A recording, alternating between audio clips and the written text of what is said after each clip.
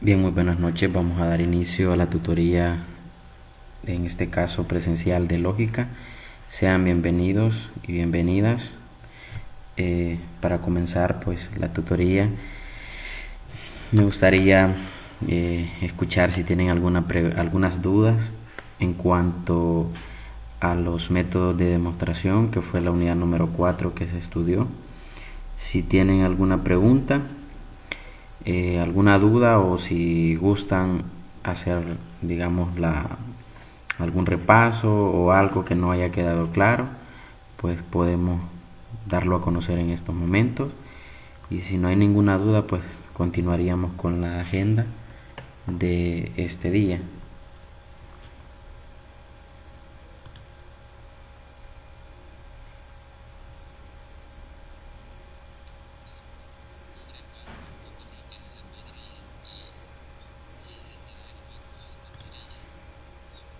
Sí, se está grabando la tutoría, posteriormente se las voy a compartir, igual como se ha hecho con las anteriores.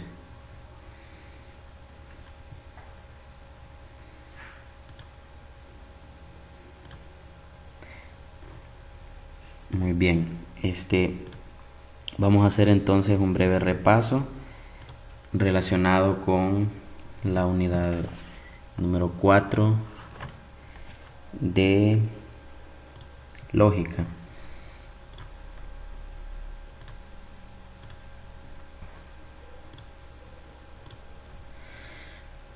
Muy bien, primero que nada, solo mencionar algunas cosas, ¿verdad?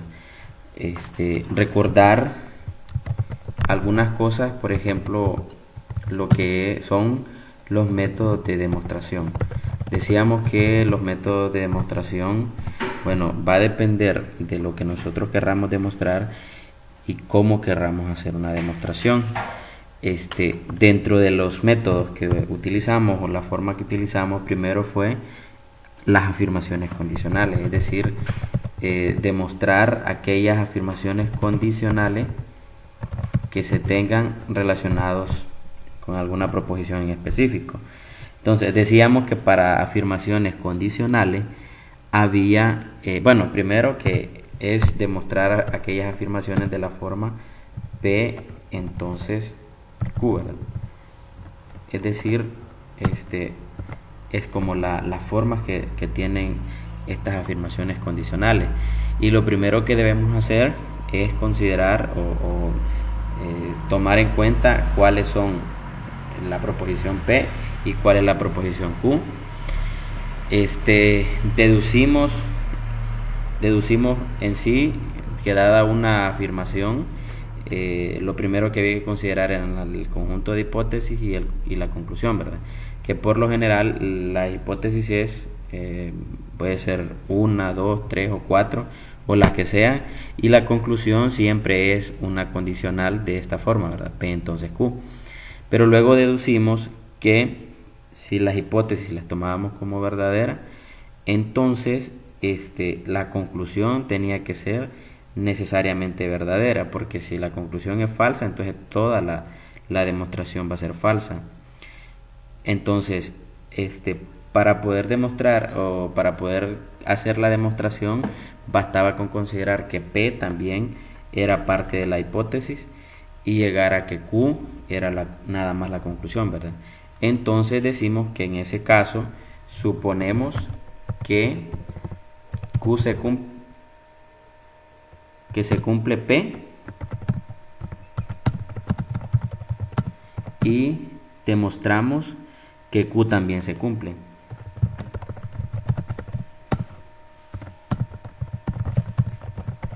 Esa es como la manera, digamos, de demostrar, ¿verdad? Y en ese tipo de demostración es a la que le llamamos el método directo de P entonces Q. Entonces, bueno, para más rapidez lo voy a hacer acá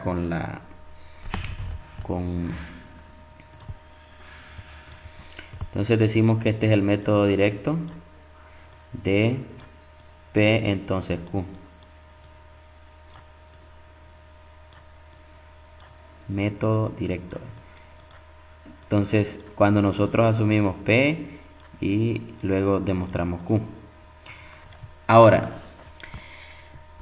Eh, Algunos ejemplos de cómo, de dónde utilizar este método directo. Por ejemplo, el método directo es cuando nosotros queremos mostrar que un conjunto está contenido en el otro. Ahí, por ejemplo, asumimos, si estamos diciendo que, o si queremos comprobar que A está incluido en B, entonces tomamos un elemento en A y demostramos que también está en B. Esa es como una manera de utilizar el método directo. Y es como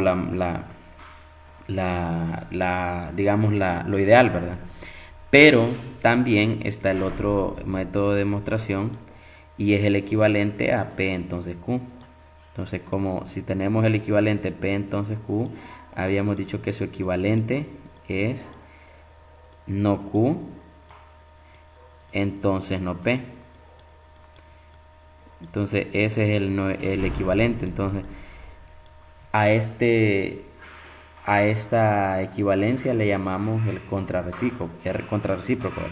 Entonces, si nosotros demostramos de manera directa el no Q, entonces no P, entonces vamos a estar demostrando esta, esta equivalencia, decíamos. Entonces, y a esa es la que nosotros le llamamos el método, podríamos decir, eh, podríamos decir que es un método indirecto porque estamos haciéndolo de manera diferente. Este es el método directo es demostrar P entonces Q y el indirecto es demostrar no Q entonces P. Entonces a este decimos que es una forma indirecta de demostrarlo.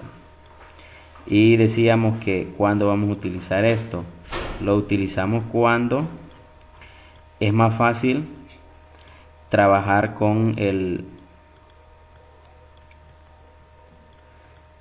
cuando es más fácil trabajar con el consecuente y no con el antecedente.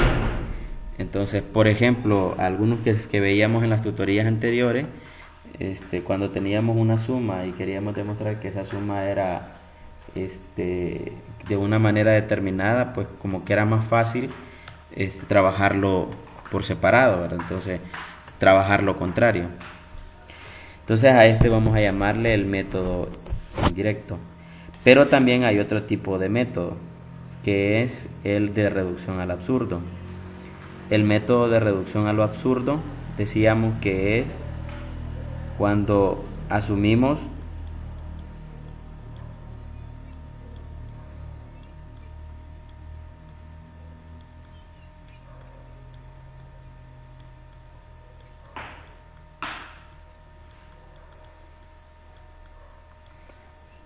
método de reducción a lo absurdo.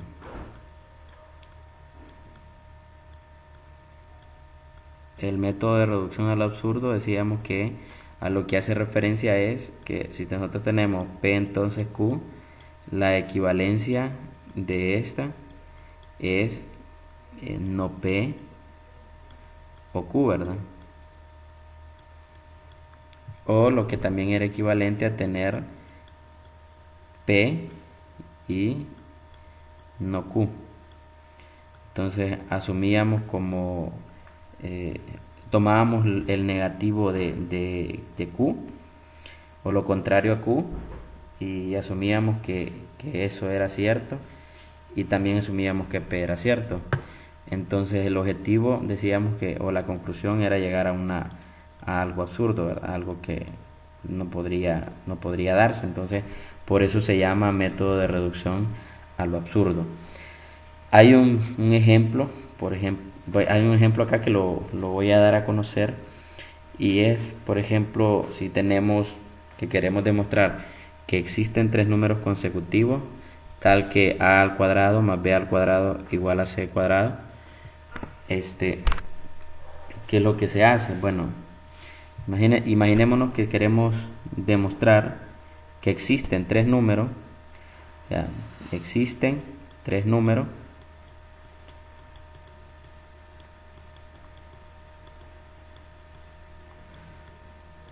y que esos números sean consecutivos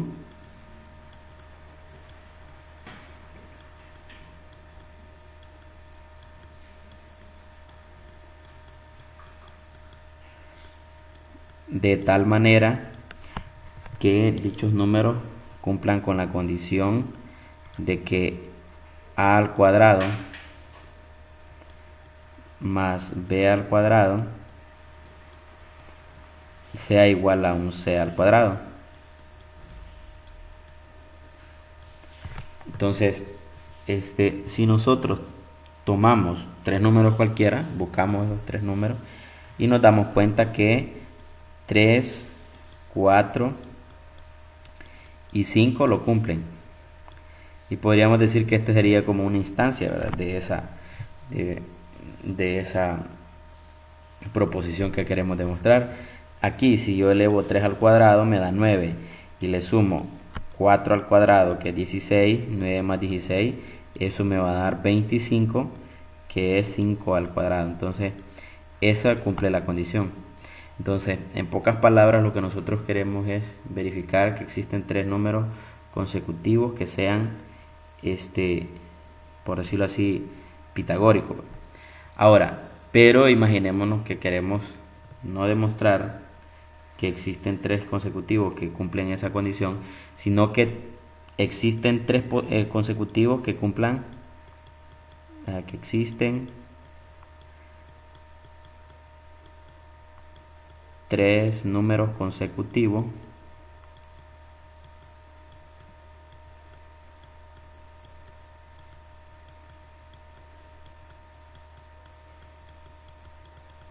que cumplen la siguiente condición: que a al cubo más b al cubo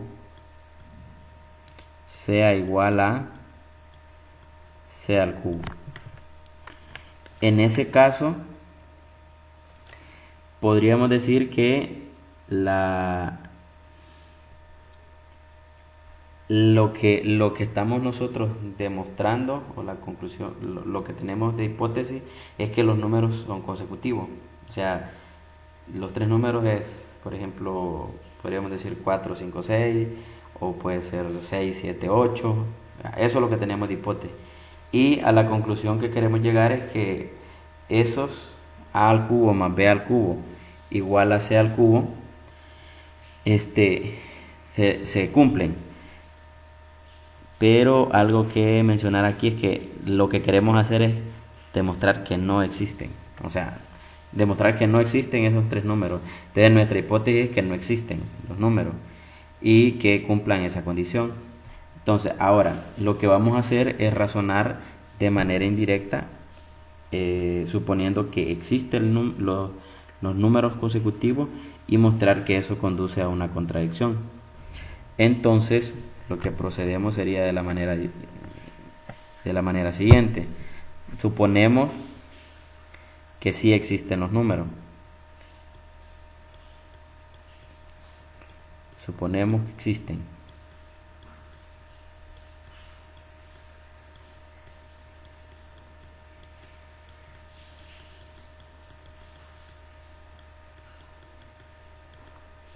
Entonces, como ese número existe, vamos a llamarle por conveniencia x menos 1, x y x más 1.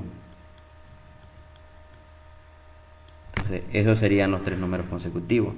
Entonces, yo lo que quiero demostrar es que, como digo que existen y cumplen esta condición, x al cubo, x menos 1 al cubo más x al cubo igual a x más 1 al cubo. Ahora, teniéndolo ya de esa manera, procedemos a efectuar las operaciones, ¿verdad? Es decir, como aquí lo que tenemos son el cubo de un binomio.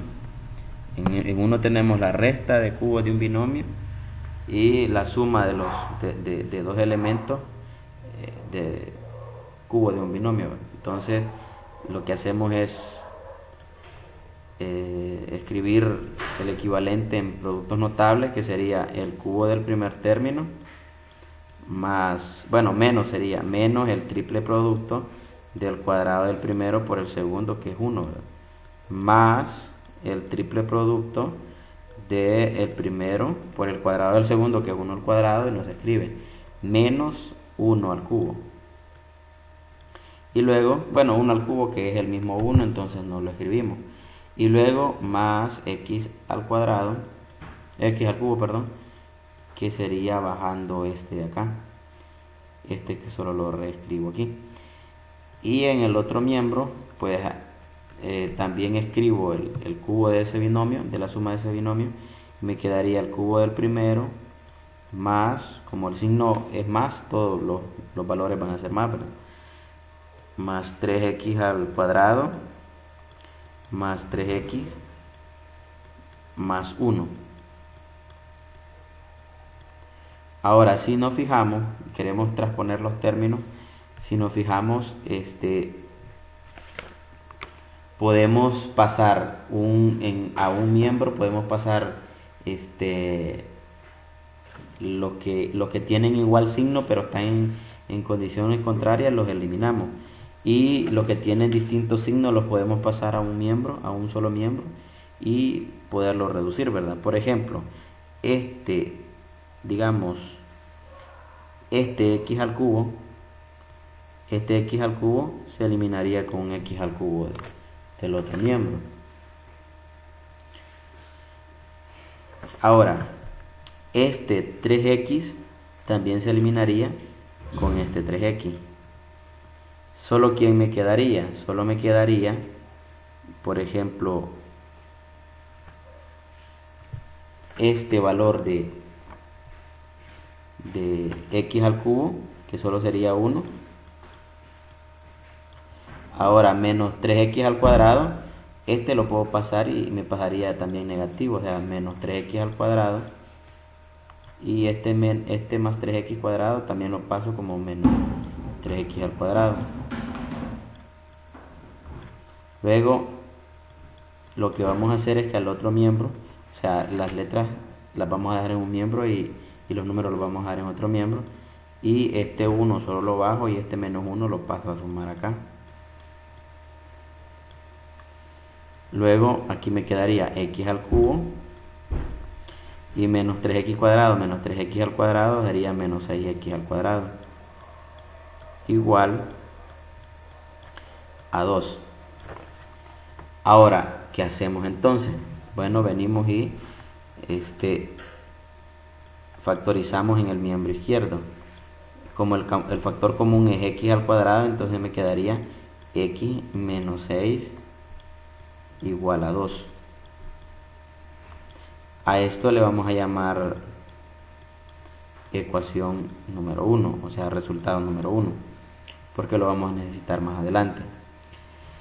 Ahora, vamos a tener de que x al cuadrado por x menos 6 va a ser mayor que 0. ¿Por qué va a ser mayor que 0? Porque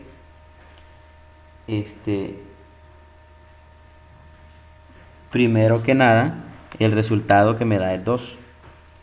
Es decir, estamos diciendo que este producto es 2, entonces quiere decir que x al cuadrado por x menos 6 es negativo, es positivo, perdón, porque me da 2, asumiendo que eso es cierto. Entonces, si eso se cumple, quiere decir que x menos 6 va a ser mayor o igual que, en este caso, que 1. ¿Por qué va a ser mayor o igual que 1? Porque recordemos que ese producto me tiene que dar 2. Quiere decir que va a tomar valores desde 1. Entonces decimos x menos 6 va a ser mayor o igual que 1, asumiendo que toma el menor valor, ¿verdad? Porque como es mayor que 0, estamos diciendo que este producto nunca va a ser 0, entonces puede tomar valores mayores o iguales a 1. Quiere decir entonces que x va a ser mayor o igual, el menos 6 lo paso a sumar y me queda 7. Ahora, si x es mayor o igual que 7, significa que si elevo al cuadrado del x al cuadrado, va a ser mayor o igual que 49. ¿Sí? Entonces quiere decir que x al cuadrado por x menos 6 va a ser mayor o igual, como decíamos que x menos 6 es mayor o igual que 1 y x al cuadrado es mayor o igual que 49, entonces va a ser mayor o igual que el producto también de esto, que sería siempre 49, ¿verdad? Y por lo tanto vamos a tener que este producto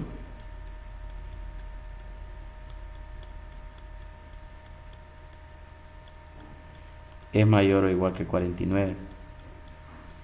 Ahora, pero en la igualdad 1 se obtuvo, en la igualdad 1 que teníamos acá, que dijimos que lo íbamos a considerar, me dice que este producto va a ser igual de 2.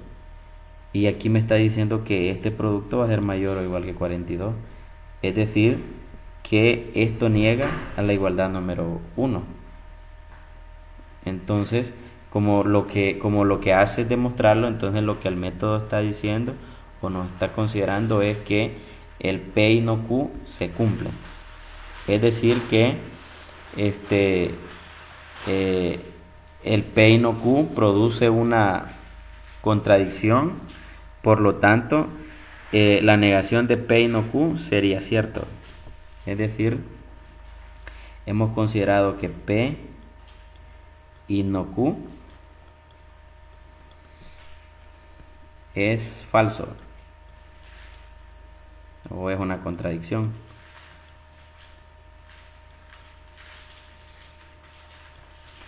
Y por lo tanto, si P y no Q es una contradicción, significa que el negativo de este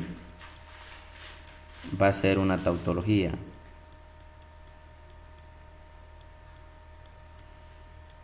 Y tener esto es equivalente a tener el P, entonces Q, ¿verdad? Que era lo que queríamos demostrar, que era una tautología, porque recordemos que toda demostración a lo que se hace referencia es a considerar que lo que hemos llegado, a la conclusión que hemos llegado, es una tautología, es decir, siempre toma valores de verdad. Habían unos ejercicios que aparecían ahí en el material que son bastante interesantes. Uno de ellos, por ejemplo, era el que les mencionaba de que demostrar que raíz de 2 era un número irracional.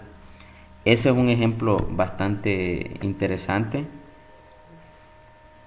donde se utiliza el método de reducción al absurdo. ¿Por qué? Bueno, porque si por ejemplo yo quiero demostrar que raíz de 2 es un número irracional, entonces lo que hacemos es asumir lo contrario. Entonces asumimos que entonces si raíz de 2 es asumimos lo contrario, ¿verdad? Entonces decimos raíz de 2 es racional. Entonces si raíz de 2 es racional, significa que existe P y Q en los números enteros, podríamos decir, de manera que raíz de 2 se puede escribir como P sobre Q o P dividido por Q. Entonces, si eso es cierto, significa que 2 se puede escribir como P al cuadrado o P sobre Q al cuadrado. Entonces quiere decir, esto que va a querer decir que esto se puede escribir de la forma P al cuadrado sobre Q al cuadrado. Entonces tendríamos que, si pasamos el q al cuadrado a dividir, perdón, a multiplicar, entonces esto nos quedaría que 2 veces q al cuadrado sería igual a p al cuadrado. Pero entonces esto quiere decir que p al cuadrado es múltiplo de 2, o mejor dicho, p al cuadrado se puede escribir como el producto de q. Y si eso es cierto, entonces decimos que q divide a p. Y si q divide a p, entonces significa que esta división, o sea, este p sobre q, no puede tener esta forma, en el sentido de que entonces estaríamos diciendo que esa división daría un valor en sí que se puede simplificar, porque aquí asumimos que si es racional, entonces significa que se puede escribir de la forma p sobre q, pero que p sobre q tendría, digamos, no podríamos como dividirlos entre sí, o mejor dicho, que la división, bueno, en aritmética o en teoría del número se llama coprimo. Entonces aquí estaríamos diciendo que este p al cuadrado se puede escribir como el producto de q al cuadrado, pero que también es un número par, y eso sería una contradicción por el hecho de que hemos asumido que el p y el q pues son valores que no se dividen entre sí, y pues asumimos también que es un número mayor que 2 en sí, ¿verdad? Entonces ahí se contradice a la hora de llegar a esta forma, y por eso es que se asume que entonces raíz de 2 es racional. Ahí aparecía la demostración en una demostración bastante rigurosa en el material, y que espero que se haya entendido, ¿verdad? Entonces en síntesis hay 3 formas más comunes que se puede demostrar, las más comunes, ¿verdad? Posteriormente se van a trabajar algunas otras, ¿verdad? Por ejemplo, la inducción matemática, que son las que se utilizan después, más a profundidad después, y que sirven de mucho a la hora de demostrar otros teoremas. No sé si... Díganme.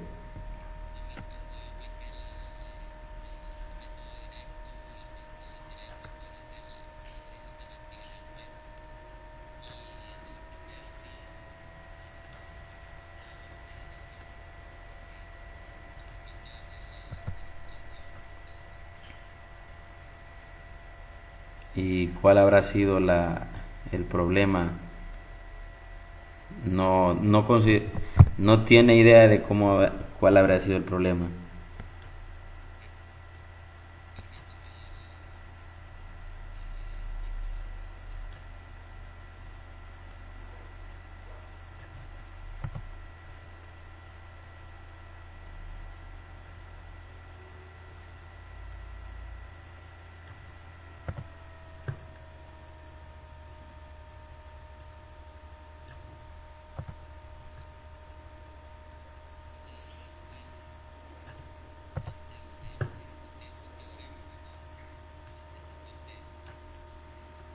Sí, sí, sí. Era del material, ¿verdad?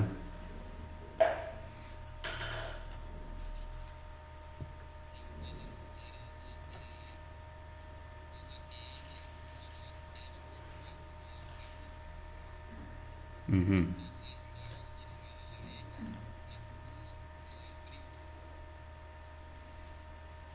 Ese estaba en los ejercicios que se le dejó.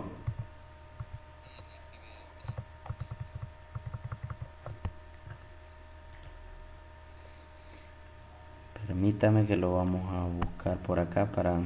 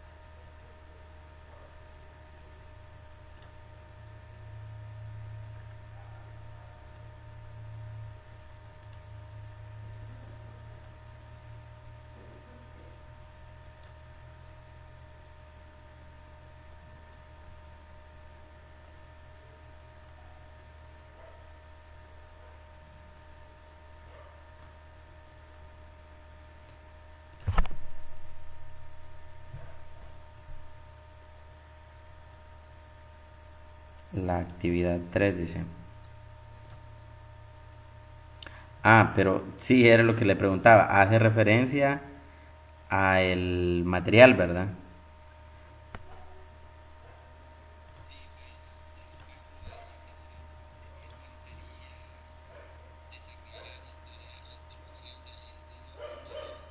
Página 96.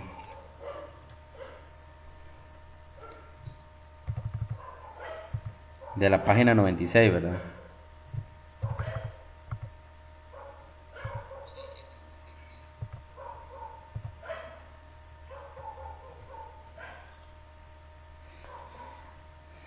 Vaya, lo que usted dice es, suponga que n es un entero compuesto mayor que uno. Entonces, 2 a la n menos 1 no es un primo.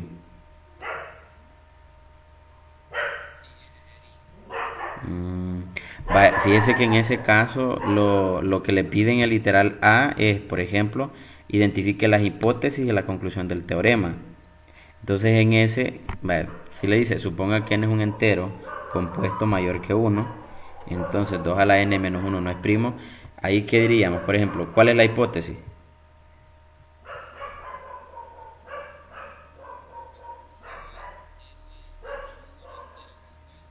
Ajá, mayor que uno. Y la conclusión,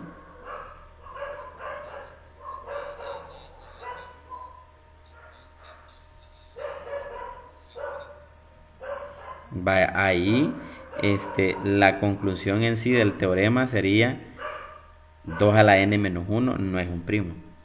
Porque como, acuérdense que hemos estado diciendo de que el P, entonces Q, se supone que es toda la conclusión de a lo que queremos llegar, ¿verdad? Pero el P lo tomamos como parte única de la hipótesis y el Q como la conclusión. Entonces en ese caso decimos 2 a la n menos 1 no es un primo. Ahora, la literal B le dice cómo debería iniciar la prueba del teorema. Y ahí le dice que no se pide escribir la demostración completa, solo el inicio. Y a qué conclusión se debería de llegar. Va, entonces ahí en ese caso el P es que n es un entero compuesto mayor que 1. Y el Q, que 2 a la n menos 1 no es un primo. Entonces le dice cómo debería de iniciar la prueba del teorema. ¿Cómo le puso usted que debería iniciarlo?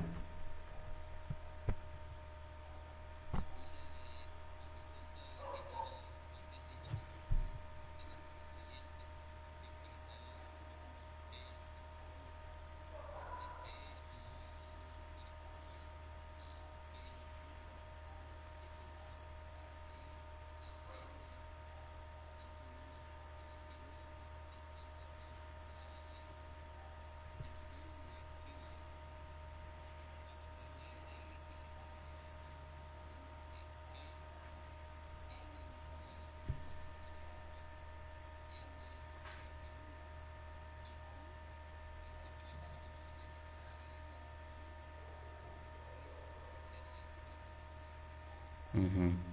Ajá, pero vaya, ¿cómo iniciaría usted la conclusión? La prueba. Porque eso es lo que en esencia le pide. ¿Cómo podría escribir la demostración? Ya considerando que uno de los métodos del directo, que ya puede ser el directo, de P entonces Q, o el contrarrecíproco que sería no Q, entonces no P. A eso es lo que le pide. Vaya, en ese caso, acuérdese, si yo lo hago directo, ¿qué sucede? N es un entero compuesto mayor que 1. Bueno, podemos asumirlo, ¿verdad? Decimos, n es un número entero compuesto mayor que 1, entonces asumimos que n va a ser mayor que 1. Si n es mayor que 1, significa que 2 a la n va a ser mayor a 2 a la 1. ¿Sí? Vale, no sé si se los voy a mostrar, acá para que se entienda un poco. Permítanme.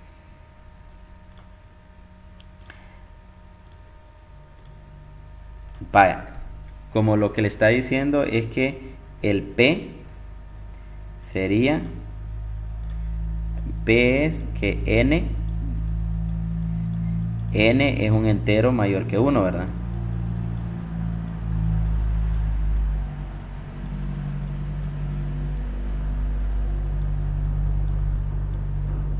Mayor que 1. Y la conclusión, que es la Q, es que 2 a la n menos 1 es un primo.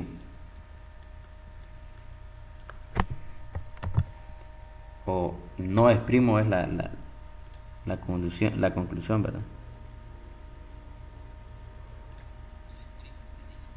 Sí, no es primo.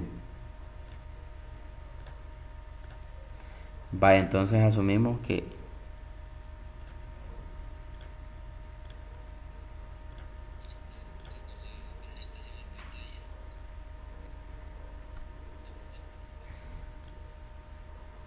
sí, no he podido, me tiró un error a la hora de compartirlo.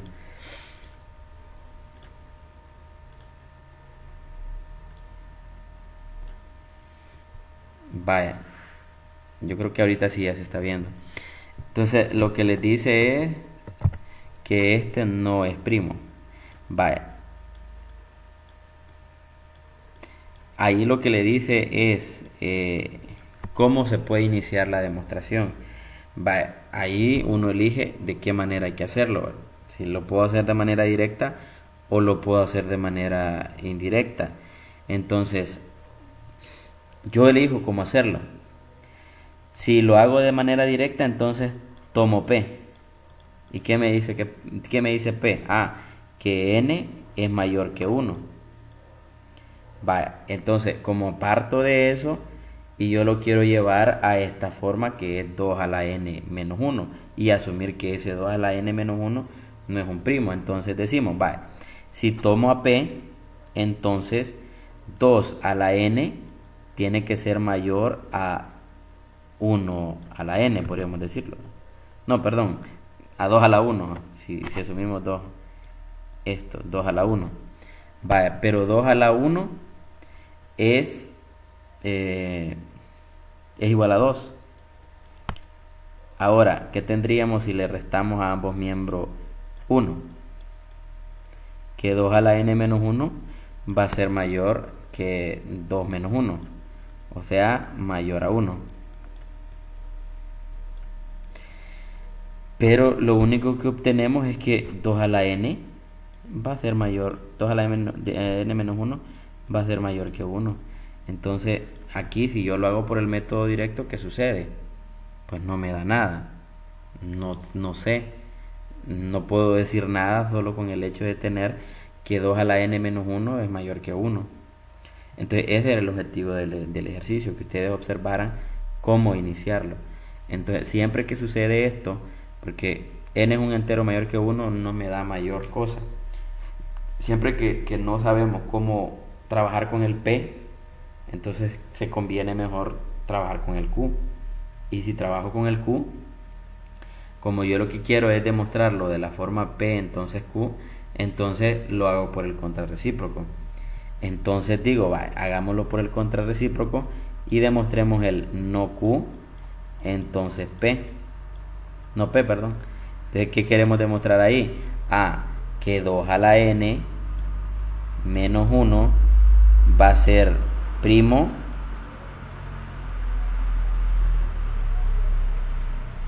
y demostrar que eso implica, podemos decir entonces n no es mayor que 1, no es mayor que 1.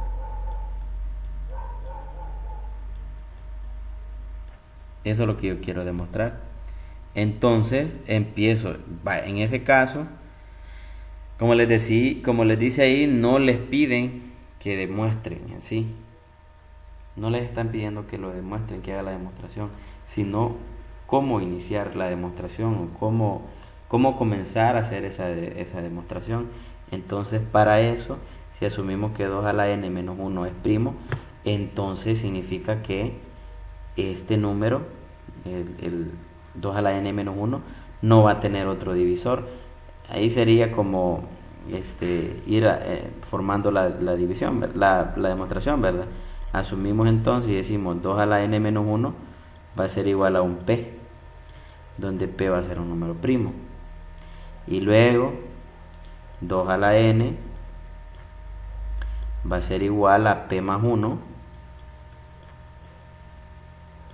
donde podríamos decir que p más 1 pues es un valor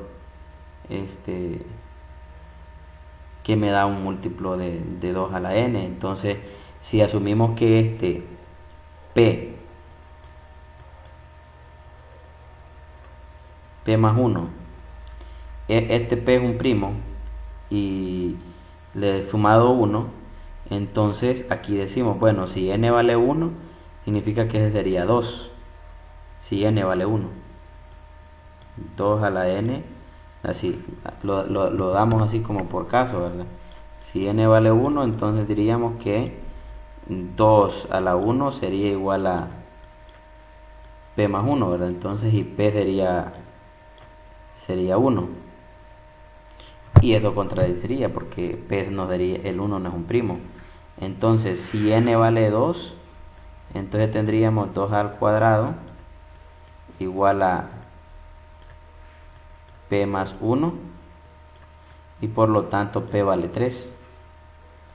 Si n vale 3, entonces me quedaría 2 al cubo igual a p más 1, sería 7.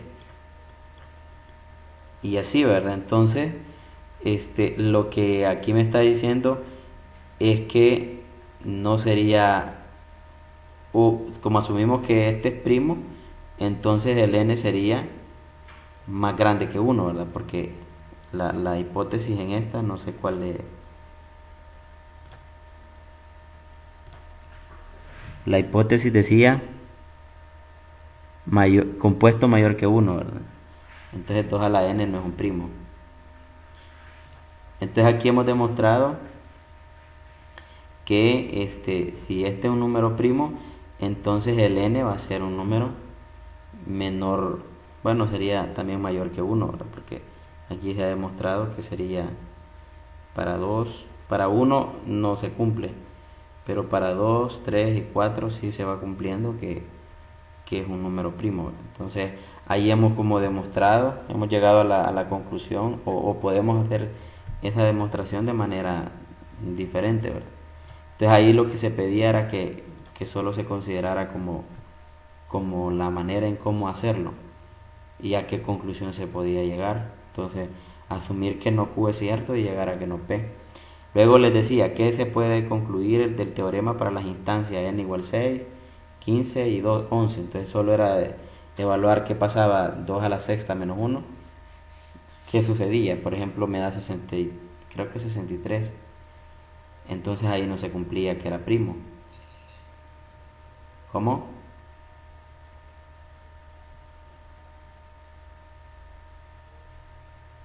Sí, entonces si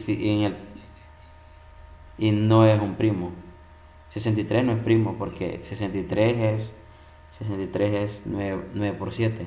Entonces no es un número primo. Entonces ahí como digamos que lo que le está dando la pauta ahí es para llegar para que ustedes observaran que si se daba estas instancias no necesariamente se iba a cumplir siempre.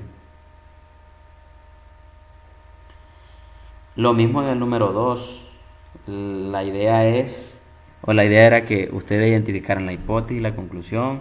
Luego, para dar una instancia del teorema, debe especificarse valores para A, B, C y no para X. ¿Por qué?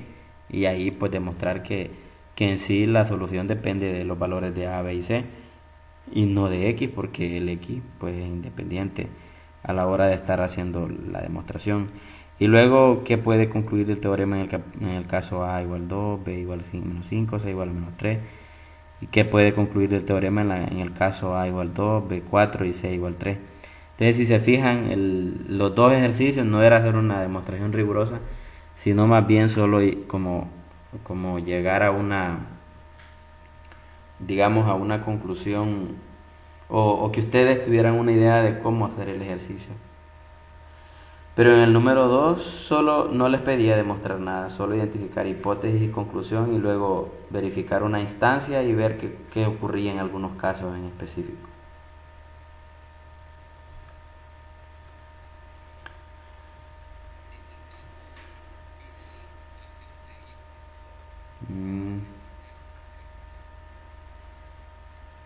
Muy bien. Bueno, ahorita todavía no he podido revisarles porque estaba haciendo otras cosas, pero en su momento se les va a revisar y se les va a hacer llegar la- las observaciones. Otro método que se me estaba olvidando era el de por caso, ¿verdad? En el método por caso decíamos que lo que hacemos es como dividir el problema en su problema. Y es cuando, por ejemplo, nosotros queremos demostrar elementos que se pueden dividir en otros. Por ejemplo, cuando estamos hablando de números naturales, podemos hablar de los pares e impares. Si estamos hablando de números reales, podemos hablar negativo, positivo. Y así, en algunas situaciones en las cuales sea necesario como evaluar qué sucede cuando es positivo y cuando es negativo, o cuando es par, cuando es impar, se utiliza el método de demostración por caso. O, por ejemplo, cuando estamos hablando del comportamiento para ciertos valores, entonces eso hay que tomarlo bien en cuenta a la hora de demostrar o hacer alguna demostración por caso. También cuando estamos hablando de valores absolutos, si es positivo o es negativo, son algunos de los casos que se consideran. Y del cual hay algunos ejercicios acá. También habían otros ejercicios de cuando estamos hablando de igualdad o estamos hablando de inclusión de conjuntos. También podemos utilizar en algunas situaciones la demostración por caso. ¿Qué sucede para el caso 1, para el caso 2, el caso 3 y así sucesivamente? Algo bien importante es que la demostración por caso tiene que ser exhaustiva, es decir, tomar en cuenta todos los elementos o todos los casos para poder llegar a la solución o hacer la demostración. ¿Sí? Entonces eso sería como el repaso de los métodos de demostración. Vamos ahorita a la demostración, perdón, al tema de la unidad número 5, que es el que nos compete en este caso. La unidad número 5 habla sobre el concepto de relaciones. ¿Qué es una relación y cuál es la importancia que tienen las relaciones para las matemáticas? Bueno, las relaciones y las funciones son de suma importancia por el hecho de que a veces como que nos permite analizar algunos fenómenos de manera más fácil. Lo que vamos a estudiar en la... ¿Hola?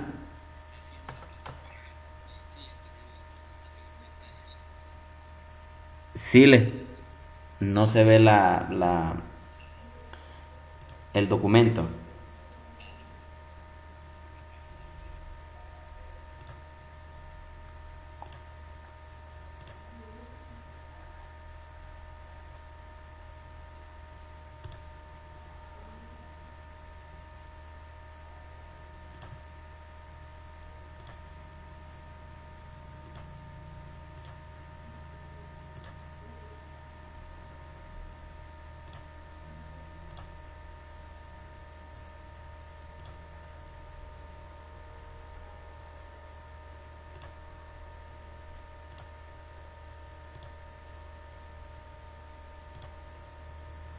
Ahorita sí se ve.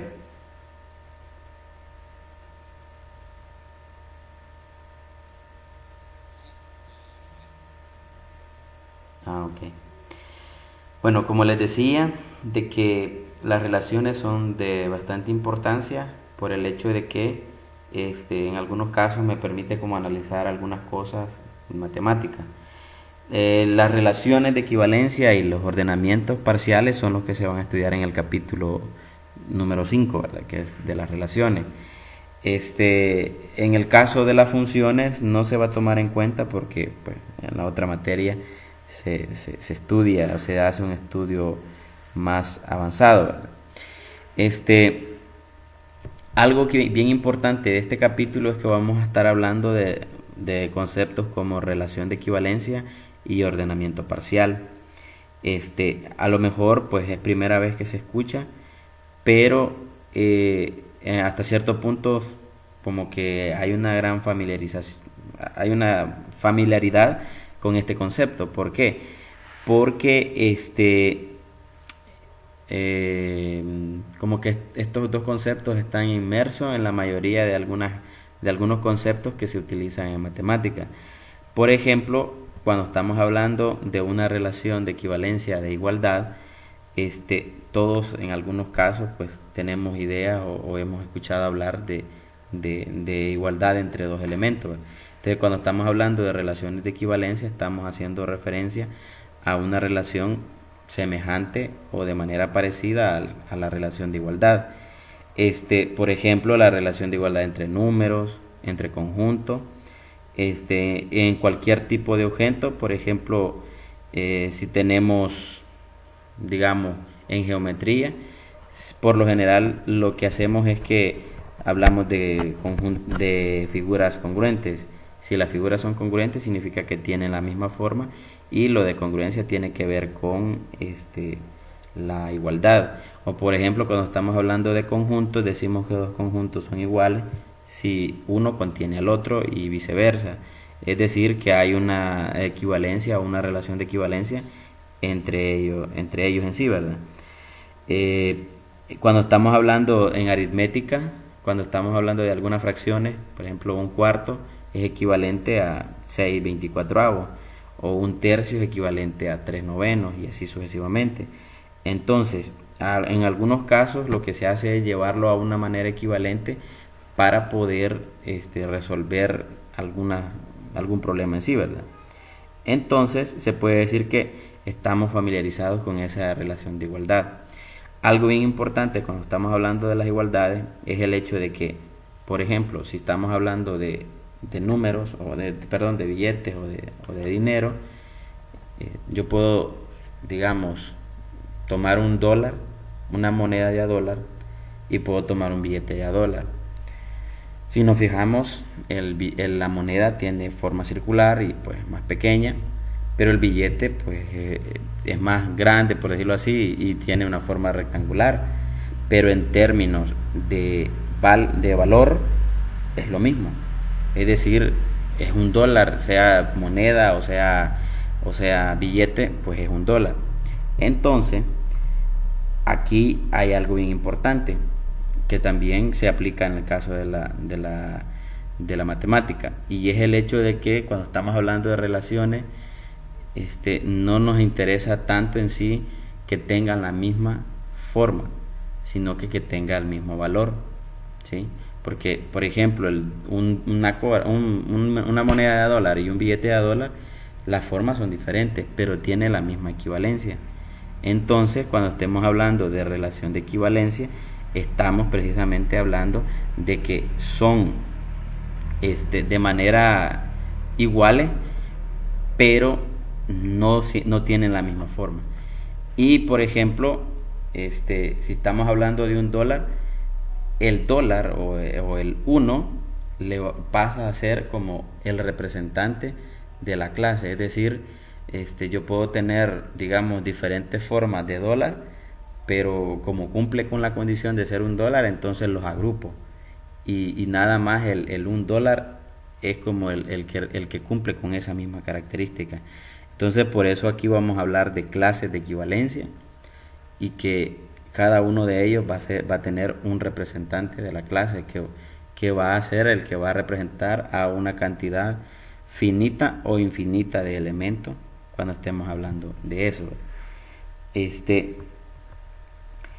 La razón por la cual podemos identificar objetos distintos en los ejemplos anteriores es que va a existir una relación de equivalencia implícita en cada uno de estos, ¿verdad? Ya que somos capaces de valorar objetos diferentes como indistinguibles entre sí por medio de relaciones de equivalencia. Es decir, que en algunos casos es como que digamos, conviene más agrupar una cantidad de números que cumplen ciertas características en lugar de estarlos considerando por separado. Por ejemplo, el 3, 6, 9, 12, 15, 18, 21, 24, 27, 30, 33, 36 y así sucesivamente. Esos números tienen una característica en común y la característica en común es que todos son múltiplos de 3. Entonces todos esos números yo los puedo agrupar en uno solo y considerar que esos números van a pertenecer a una clase de equivalencia, porque se me hace más fácil poder trabajar esos números como clases de equivalencia en lugar de estar considerando número por número, porque hemos dicho que los números son infinitos, entonces sale más fácil si tienen la misma característica. O por ejemplo todos los múltiplos de 2, 4, 6, 8, 10, 12, 14 y así sucesivamente está más infinito. Y si le agregamos los negativos, también los negativos cumplen con la misma característica. Y si estamos hablando de los múltiplos de 5, los múltiplos de 10, de 11, de 7 y así sucesivamente. Entonces esos son los que le llamamos nosotros clases de equivalencia y cada uno de ellos, por ejemplo, si estamos hablando de los múltiplos de 2, el 2 es el representante de la clase. Y si decimos múltiplo de 2, ahí estamos considerando todos los que ya mencionaba, 2, 4, 6, 8, 10, 12, 14, 16 y así sucesivamente. Entonces por eso es que es bien importante trabajar con clases de equivalencia, porque estas tienen las mismas características y por lo tanto reducimos como de todo un gran infinidad de números, los reducimos a unos poquitos o a unos cuantos con los cuales se puede trabajar. Lo mismo que sucede en la vida cotidiana. Por ejemplo, cuando se hace una organización de algo, para no estar trabajando con una gran cantidad de personas, lo que se hace es que se van designando directores o le llaman, bueno, les pueden llamar jefe, gerente o lo que sea en una empresa, pero es precisamente para eso. Luego el otro concepto que se va a estudiar en el capítulo 5 es el de ordenamiento parcial. Este concepto es como una generalización de la relación menor o igual que en el conjunto de los números reales, ¿verdad? Cuando estamos hablando de ordenamiento parcial, estamos haciendo referencia a la idea de tamaño relativo, ¿verdad? Es decir, que en algunos casos los objetos se encuentran, la relación de esos objetos se encuentran como de manera implícita, es decir, no se tiene una idea de cómo se llama, de la cantidad de elementos que haya en un conjunto en sí. Entonces cuando estemos hablando de ordenamiento parcial vamos a estar haciendo referencia a la cantidad de elementos que tenga un conjunto. Entonces en todos estos dos conceptos lo común que hay es que se trabaja con conjuntos de números, es decir, podríamos decir con dos conjuntos que están o no relacionados entre sí a la hora de estar trabajando con ellos. Ahora vamos a recordar un poco acerca de algunos conceptos. Por ejemplo, ¿qué es un conjunto? Hemos dicho que un conjunto pues precisamente es una colección o una lista de objetos que cumplen con ciertas características en común y que se pueden describir de dos formas. Habíamos dicho por extensión y por comprensión, que los conjuntos también se escriben con números o con letras mayúsculas, por lo general las primeras del abecedario, por ejemplo A, B, C o D, o las que sean necesarias. Otro concepto bien importante que vamos a necesitar es el concepto de plano cartesiano. El plano cartesiano, algunos también le llaman producto cartesiano, y a lo que hace referencia es, por ejemplo, si yo tengo dos números, o dos conjuntos, perdón,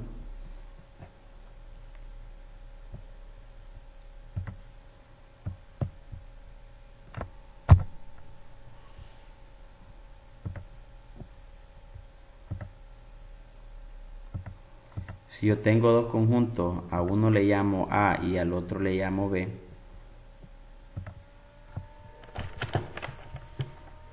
si tengo el conjunto A y el conjunto B, y el conjunto A le llamamos o tenemos el número 1, 2, 3, y al B lo expresamos como A, B, solo AB. Entonces el producto cartesiano, pues vamos a decir que es el conjunto, o mejor dicho, todos los pares ordenados que se pueden tener considerando como primer elemento los elementos de A, como primer componente los elementos de A y segundo componente los elementos de B. Es decir, que el producto cartesiano es, por ejemplo, considerar el 1 con el A como par ordenado, el 1 con el B, el 2 con el A, el 2 con el B,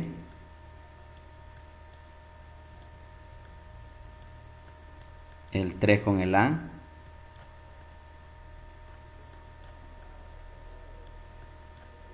y el 3 con el B.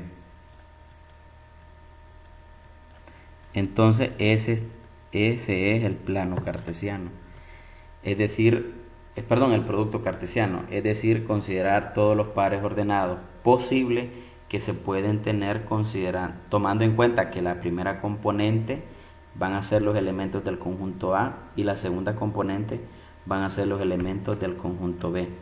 Y aquí surge el concepto de par ordenado, que el par ordenado vamos a decir que son cada uno de los elementos del producto cartesiano en el cual se tienen dos componentes, de la cual, bueno, se llama ordenado precisamente porque lleva un orden en específico, y el orden es que la primera componente pertenece al primer conjunto del producto cartesiano y la segunda componente pertenece al segundo conjunto del producto cartesiano. Esto, si estamos hablando de números en sí, se pueden graficar en el plano cartesiano precisamente, pero si son letras, por ejemplo A y B, entonces a veces como que no es muy recomendable, ¿verdad? Luego, teniendo esos dos conceptos, vamos a definir entonces qué es una relación. Bueno, la definición de relación es similar a la definición que se tiene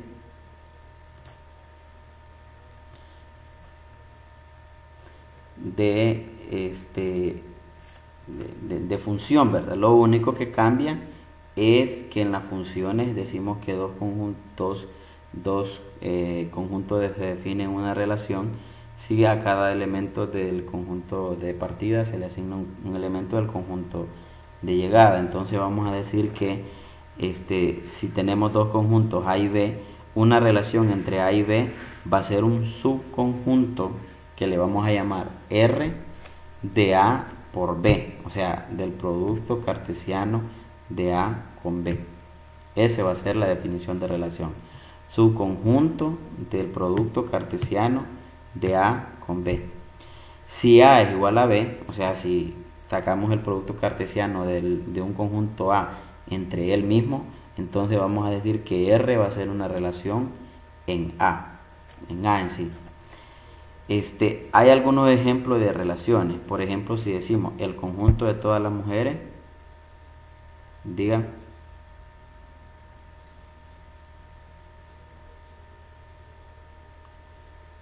Ok, pues ya.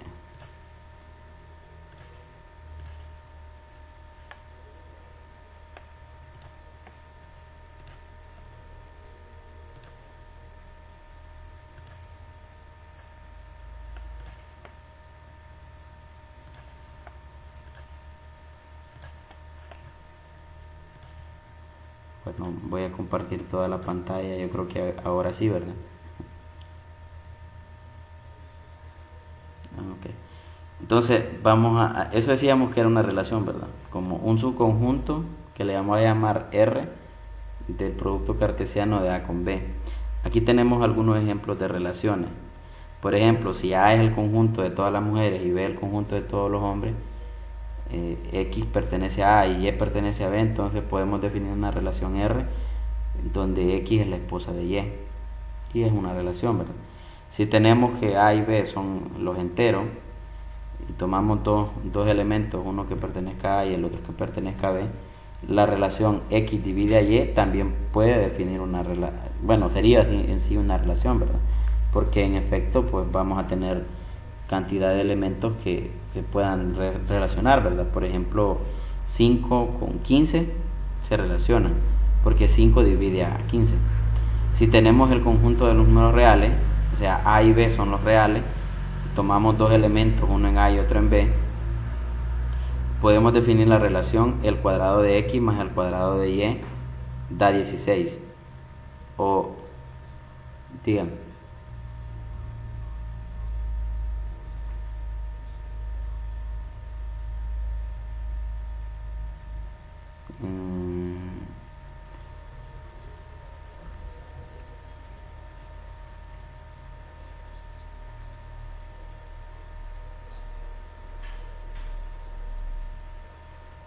Pues no necesariamente, porque lo que se busca es si el X está en el conjunto A y el Y que cumple la misma relación está en el elemento B, entonces la relación es posible. Yo creo que eso es lo que me estaba preguntando. Vaya, por ejemplo, si yo tengo, digamos, si yo tengo el conjunto del 1, 2, 3, 5, 7 y ese es el conjunto A. Y luego tengo el conjunto B que sería, digamos, 1, 4, 5, 9, 12. Entonces, y si digamos que la relación es, tomamos un valor de X, un X de A y un Y de B. Entonces la relación sería Y es el cuadrado de X. Entonces solo quien cumpliría en ese caso la relación. Bueno, pues en y como Y es el cuadrado de X, entonces decimos, bueno, 1, que es parte del Y, es el cuadrado de 1, entonces están relacionados. 4 es el cuadrado de 2, entonces están relacionados. 5 no es cuadrado de nadie, entonces 5 no tiene ninguna relación. O sea, no se puede relacionar con el otro. 9 es el cuadrado de 3, entonces el 3 se relaciona con 9. Pero no necesariamente todos lo van a cumplir.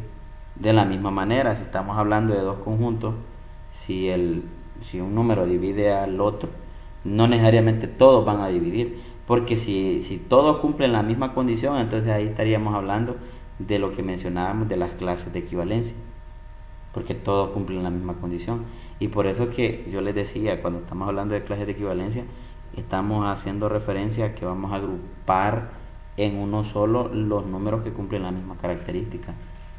Entonces, en este caso, una relación se define si si necesariamente es, podríamos decir, el mismo conjunto, o contiene a todos los elementos que necesito, o a lo que hace referencia. No sé si se entiende en esa parte o se aclara. Muy bien, entonces siguiendo con eso, vamos a observar algunos ejemplos que aparecen acá.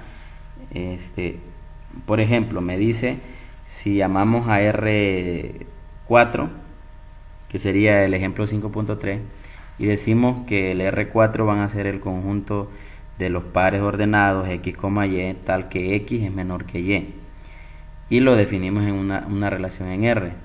En ese caso, como estamos diciendo que x es menor que y, entonces tendríamos, bueno, el conjunto A son los reales, y el conjunto B también son los reales. Entonces, en ese caso, la relación es x es menor que y. Entonces, en ese caso, ¿qué puntos estarían relacionados? Por ejemplo, ahí le hace referencia. Por ejemplo, el 2, pi. ¿Por qué? Porque el pi es 3.14, entonces es más grande que 2. Entonces, si están relacionados, lo escribo en un paréntesis, haciendo referencia que tienen relación. ¿Qué otro número va a estar relacionado? Menos 1 y raíz de 2, porque estamos hablando de los reales, ¿verdad? Esos también están en relación. ¿Qué otro número? Podríamos mencionar 0,1. Estos pertenecen a la relación o están relacionados. Pero si yo tomo, por ejemplo, 4,2, este ya no cumple la relación, o sea que no está en la relación que yo quiero considerar. O por ejemplo, pi,2 tampoco va a estar en la relación, porque no cumple que el x es menor que el y. Y ahí tendríamos la forma. Ahora, estas relaciones se pueden graficar, pero las vamos a ver un poquito más adelante, ¿verdad? Cuando ya veamos todas las demás. No sé si se entiende, pero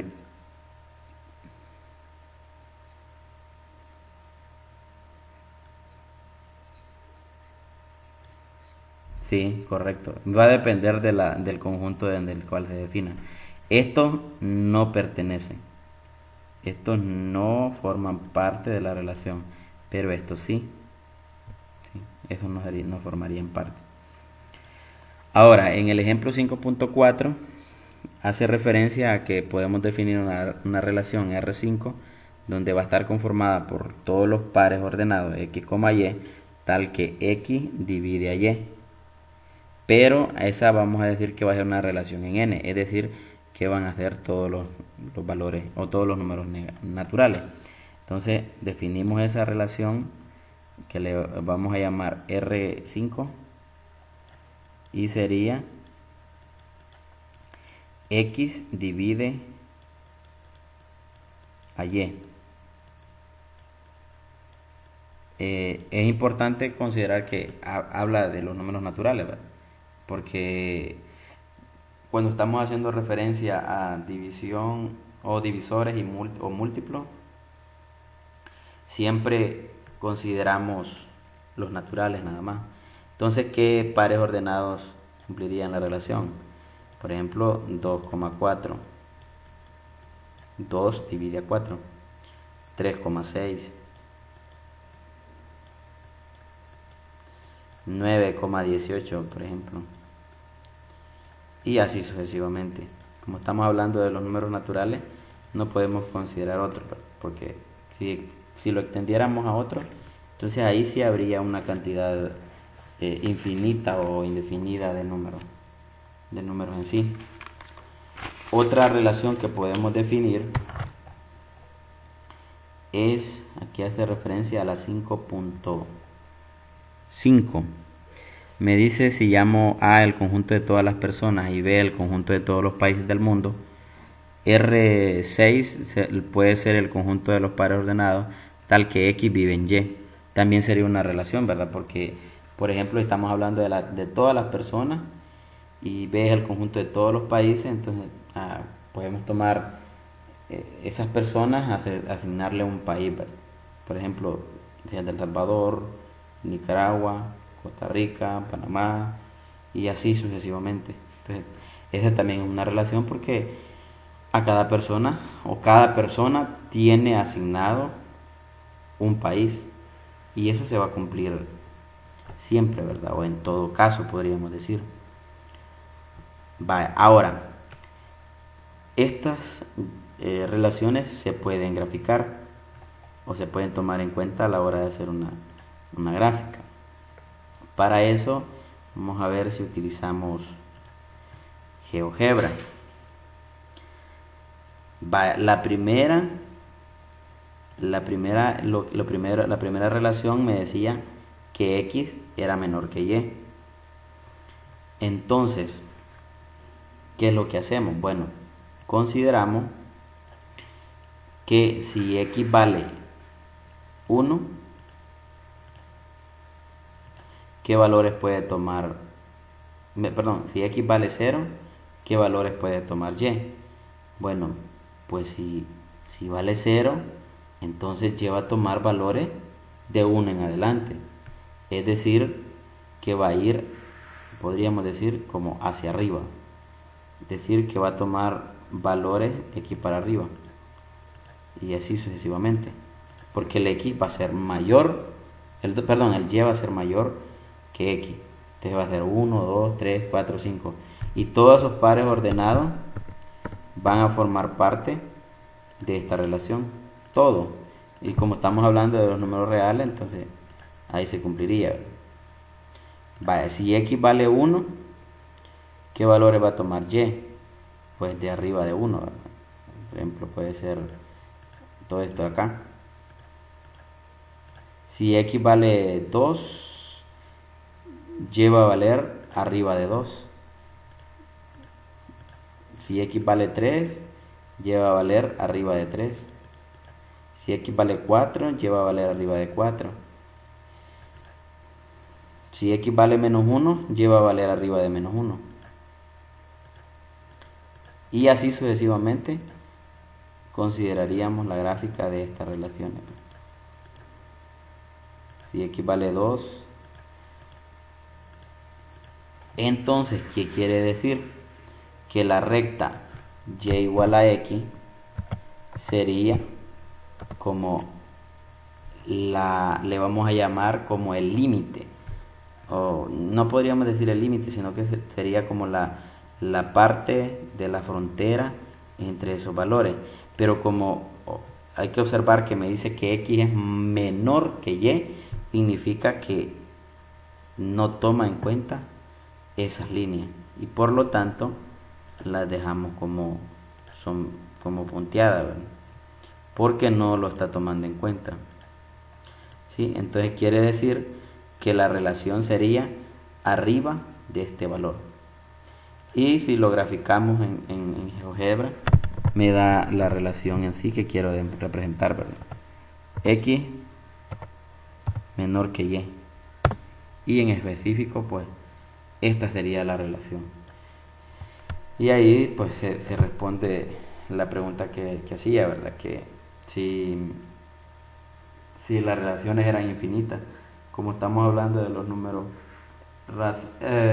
reales, entonces sí, la relación sería infinita. Y no se toma en cuenta este extremo porque como el X siempre va a ser más pequeño que Y, entonces siempre se va a cumplir esos valores. Y así quedaría definida la relación. Ahora, en el segundo caso,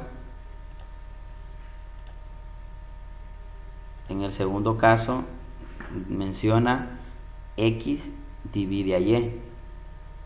Entonces, para eso, como se ha considerado los números enteros, perdón, los números naturales, entonces habíamos dicho que según el material los números naturales van a comenzar de cero, pero lo ideal, lo estándar es que no sea cero, pero como así aparece en el libro, lo hemos manejado que cero es un número natural. Entonces veamos si cero divide a todo número. Y nos fijamos que no. El cero no divide a nadie, ni a cero, ni a 1, ni 2, ni 3, ni 4, ni 5. No tiene no es divisor de ningún número. Eso hay que tomarlo bien en cuenta. Cero no divide a ningún número. Entonces, como cero no divide a ningún número, vamos a partir de 1. Y veamos, 1 divide a 0, porque 0 entre 1 es 1. Divide a 1, divide a 2, divide a 3, y en fin a todos los números divide el 1, todos los números naturales. Ahora el 2 divide a 0, divide a el propio 2, divide a 4, divide a 6. El 3 va a dividir a 0, va a dividir a 3 y va a dividir a 6.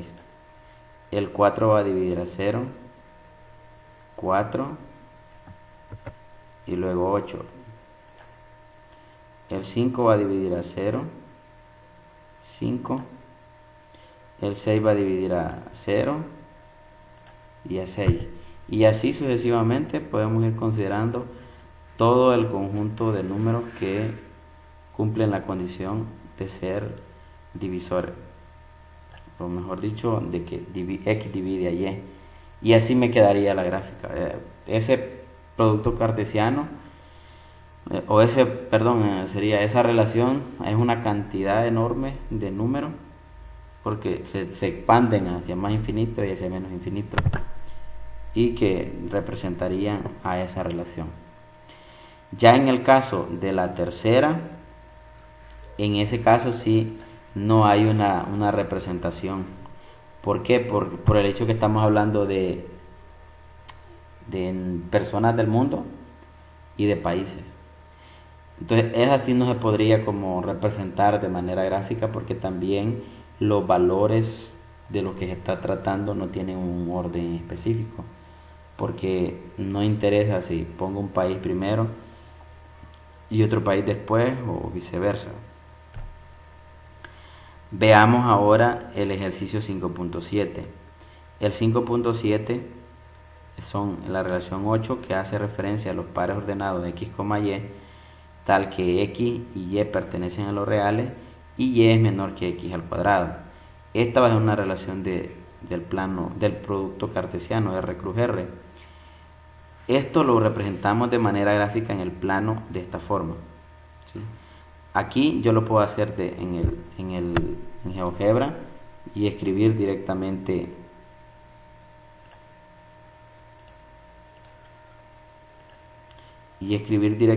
que y sea menor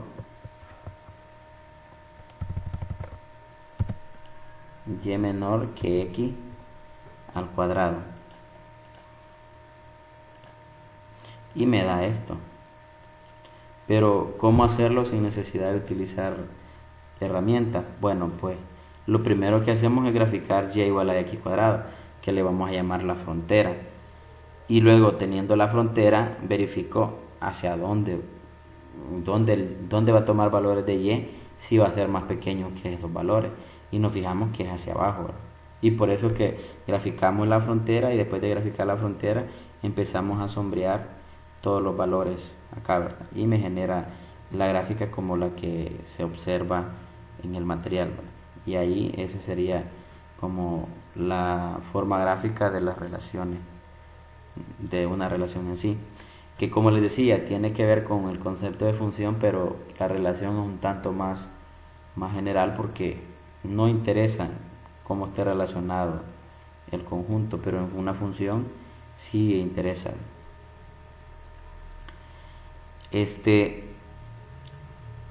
Algo que hay que mencionar es el hecho de que cuando estamos hablando de un elemento en una relación, siempre decimos, por ejemplo, el par ordenado X, Y pertenece a R.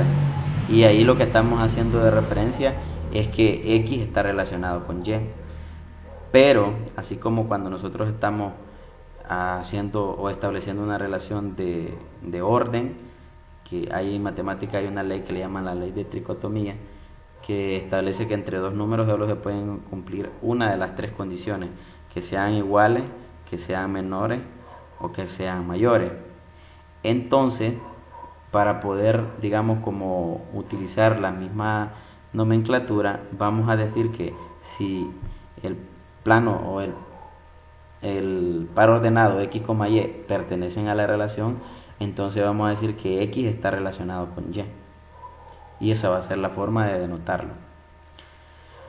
Ahora, otro concepto bien importante es el concepto de la relación de identidad. ¿Qué es una relación de identidad?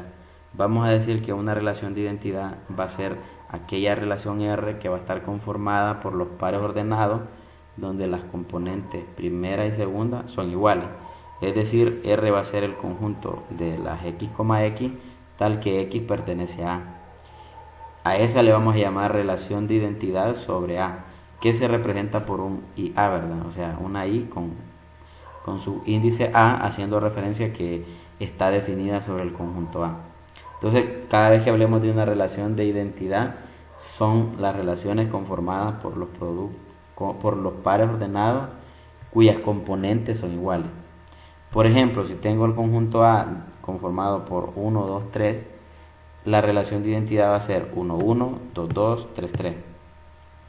Si tengo la relación de identidad R sobre los números reales y de R conformado por los X, Y, tal que X igual a Y, si nosotros lo graficamos, me genera una línea recta de la forma Y igual a X.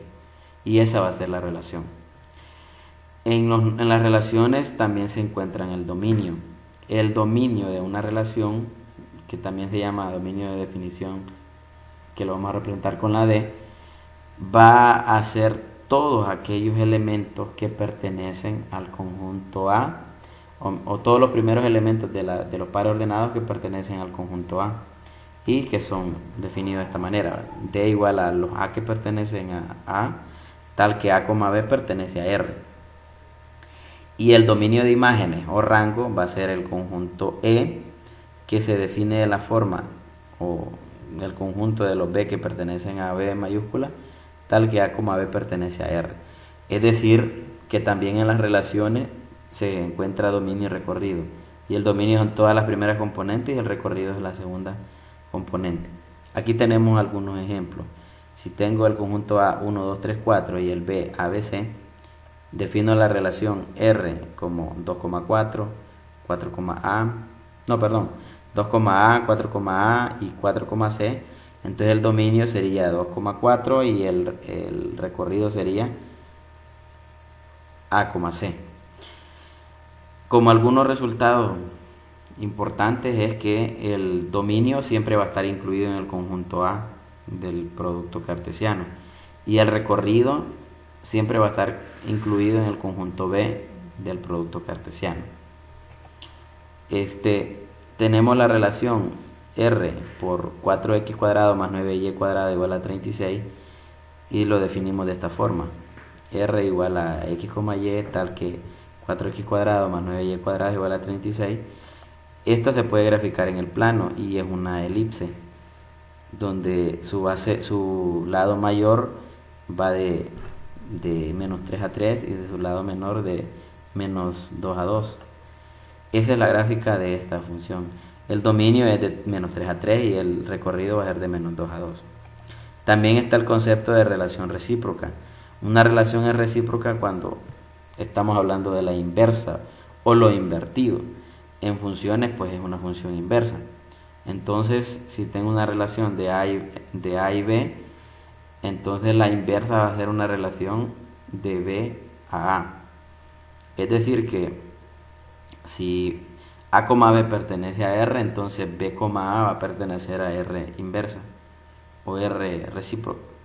Es una relación recíproca. Ahí tenemos algunos ejemplos. Si definimos a R como 1,A, 1,B, 3,A, su relación recíproca sería A,1, B,1 y A,3. Y así sucesivamente. Un teorema que aparece bien importante de las relaciones recíprocas es que la primera, la recíproca de la relación recíproca es la misma relación. El dominio de la recíproca es igual al rango de la relación. El rango de la recíproca es igual al dominio de la relación. Ahí aparecen unas demostraciones que se pueden utilizar a la hora de quererlo resolver, ¿verdad? Como algunas de las propiedades de las relaciones son 3. Una de ellas pues son las relaciones de reflexividad. ¿Cuándo vamos a decir que una relación es reflexiva? Bueno, vamos a decir que una función es reflexiva si es posible encontrar su relación de identidad. Aquí tenemos que si consideramos un conjunto A cualquiera y R una relación sobre A, va a ser reflexiva si y solo si para todo X en A, X, X pertenece a la relación. ¿Sí? Por ejemplo, la relación menor o igual que es reflexiva porque X es menor o igual que X. Entonces sí cumple la reflexividad. Pero la menor que no es reflexiva porque X no es menor que X. Si definimos la otra relación, por ejemplo, la R de los X, Y tal que X por Y es mayor que 0, esa si la definimos sobre el mismo conjunto, sí sería una reflexiva. ¿Por qué? Porque si yo tengo X por X es X al cuadrado y X al cuadrado siempre va a ser mayor que 0. Entonces esa sí sería una relación de equivalencia. Perdón, una relación reflexiva. Aquí tenemos un teorema que me dice que una relación R va a ser reflexiva si y solo si el conjunto o la relación de identidad está incluida o es un subconjunto de la relación R. La prueba se deja al lector, ¿verdad? Pero ahí, como me está hablando de una bicondicional, lo ideal sería, bueno, primero asumir que la R es reflexiva. Si es reflexiva, entonces va a contener a X, X, va a estar en R. Y si contiene a X, X, quiere decir entonces que la identidad va a estar incluida en R. Y se demuestra lo contrario también, que si la identidad está incluida en R, entonces va a ser reflexiva. Esa es una de las características de las relaciones. La otra característica es que una relación R definida sobre un conjunto A va a ser simétrica si y solo si para todo X en A y para todo Y en B.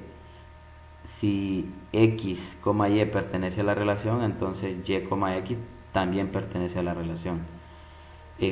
Lo que hace referencia a estas propiedades que si le damos vuelta digamos a la relación, siempre está incluida en los números, en la misma relación, ¿verdad? Porque si yo digo que X está relacionado con Y, si es simétrica, entonces Y va a estar relacionado con X.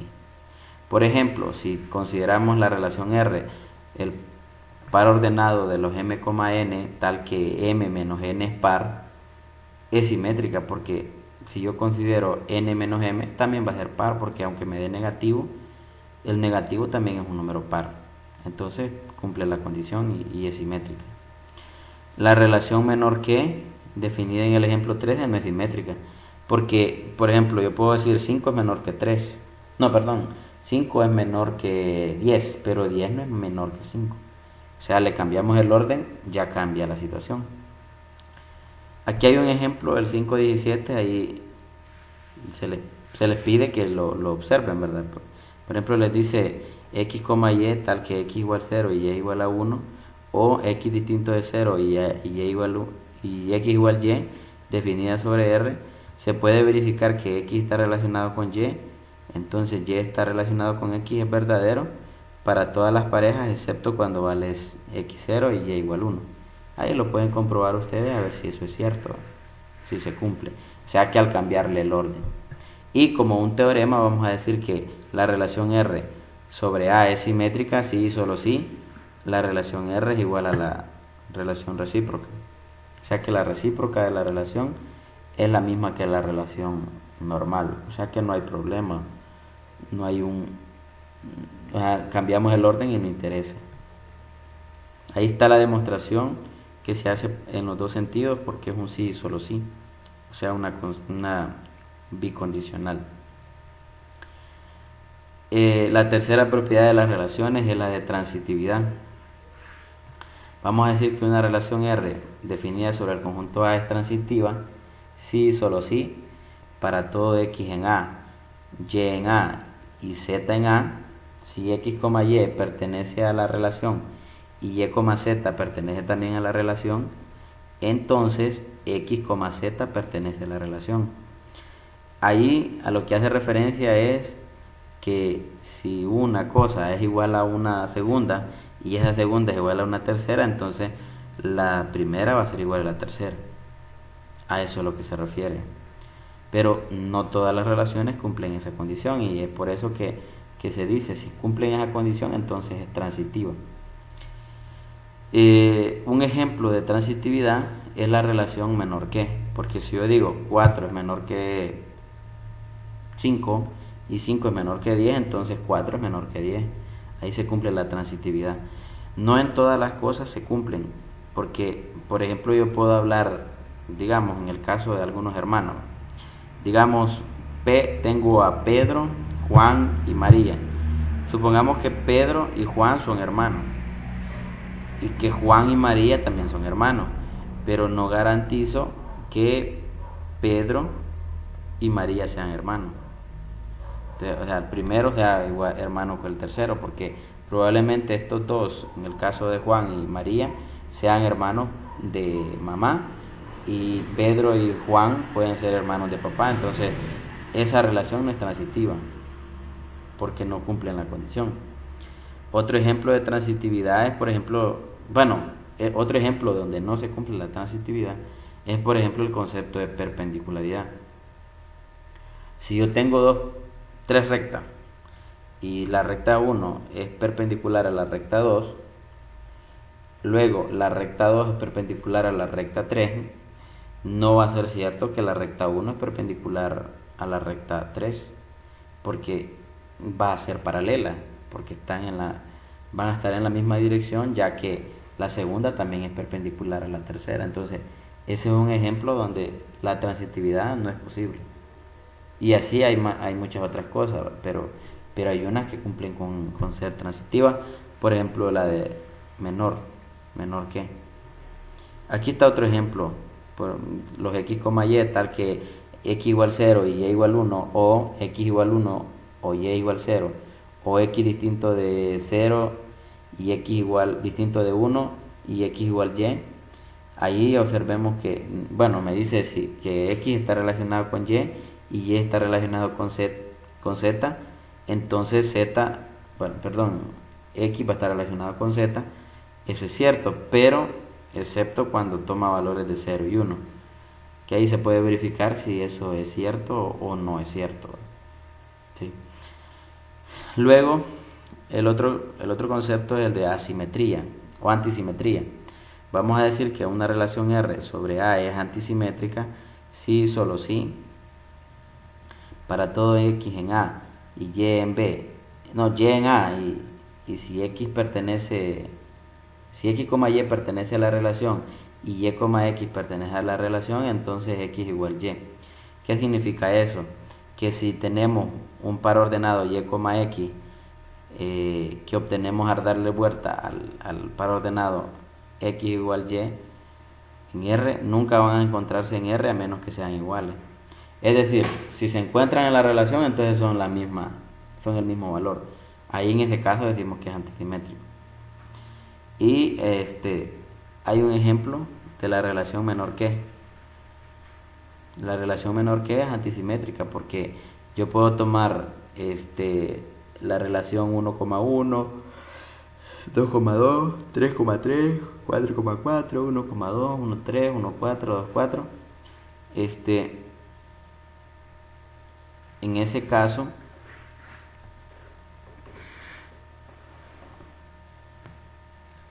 Este, bueno, estaba leyéndoles la 522, pero es la 521. En el caso del menor que, si yo digo x está relacionado con y, significa que x es menor que y. Pero si y está relacionado con 4, significa que y también va a ser menor que x. Y por lo tanto, si x es menor que y es menor que x, significa que x igual y. Entonces la relación menor que es antisimétrica. Y así se pueden verificar otras relaciones que cumplan con el hecho de no ser simétrica, y se va a verificar que eso es cierto, ¿verdad? Es decir, la antisimetría entiéndanse como si x está relacionado con y y está relacionado con x, entonces son iguales. O como decía, van a estar relacionados el primero con el segundo y el segundo con el primero solo si son iguales o son el mismo valor. Y el ejemplo que les aparece acá del A igual a 1, 2, 3, 4 y R, la relación en A definida por 1, 1, 2, 2, 3, 3, 4, 4, 1, 2, 1, 3, 1, 4, 2, 4, hay que verificar si es reflexiva. Entonces, primero lo que hacemos es decir, bueno, el 1, 1, el 2, 2, el 3, 3 y el 4, 4 está, entonces sí es reflexiva. Porque lo que queremos es garantizar que esté. Bye. Luego decimos, veamos si es simétrica. Entonces decimos, si es simétrica significa que si yo tengo 1,1, luego busco el 1,2 y por lo tanto el 1,2 va a estar en la relación, y eso es cierto. Luego el 1,1 y luego el 1,3, entonces el 1 con el 3 va a estar también relacionado, y eso es cierto. Ah, no, perdón, eso sería al revés, ¿verdad? Por ejemplo, el 1,1, 2, 2 y 3, 3, 4, 4, no importa si le muevo el orden, ¿verdad? Pero el 1,2, si cambio el orden, va a ser 2,1, entonces el 2,1 no está, entonces es una condición suficiente para decir que no es simétrica, ¿sí? Y la transitiva era la que estaba comprobando ahorita, ¿verdad? Que si tengo 1, 1 y luego 1, 2, entonces 1 con 2 va a estar relacionado. Luego 1, 1, 1, 3, 1 con 3 va a estar relacionado. Luego 1, 1 y 1, 4, entonces 1 con 4 va a estar relacionado. Luego tomamos el 2, 2, 3 y 2, 4, entonces el 2, 4 va a estar relacionado. 2, 2, bueno, no hay con qué otro relacionarlo. Luego 3, 3, 3, 3 no hay con quién relacionarlo. 4, 4 no hay con quién relacionarlo, entonces sí es simétrica. Si es transitiva, perdón. Antisimétrica sería si no es simétrica. Hay que tomarlo bien en cuenta. Si no es simétrica, entonces va a ser antisimétrica. Y si se cumple que es antisimétrica, porque decía, si x está relacionado con y y con x, entonces tienen que ser iguales. Entonces aquí, por ejemplo, el 1 con el 2, no está el 2 con el 1, entonces no cumple, ¿verdad? Y si estuviesen, entonces serían el mismo valor. El 1 con el 3 no está el 3 con el 1.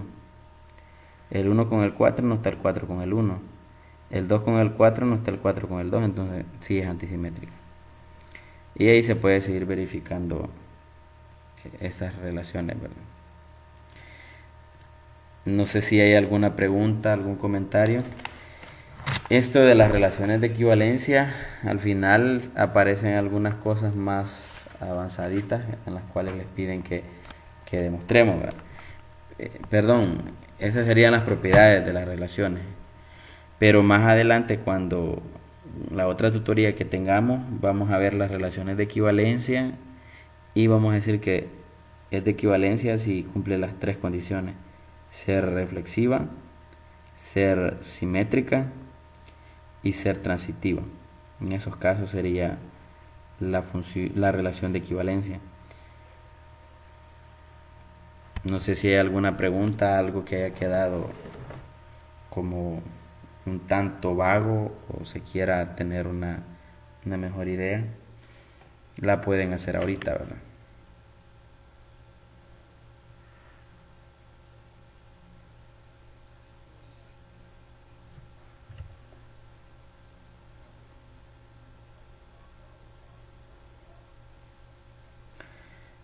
Fíjese que la próxima tutoría sí veríamos, bueno, se nos ha pedido que demos sobre relaciones de equivalencia y relaciones de orden. Y supongo que sí vendría en el examen. Creo que en la plataforma ahí pueden buscar alguna información adicional, ¿verdad? Porque a veces ahí se cuelgan alguna, alguna bibliografía aparte. Pero en esencia, el estudio de las relaciones es precisamente para hablar sobre como repito, las relaciones de equivalencia.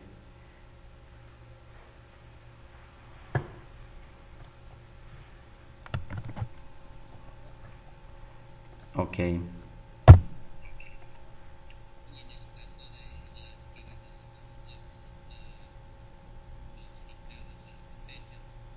La actividad 2.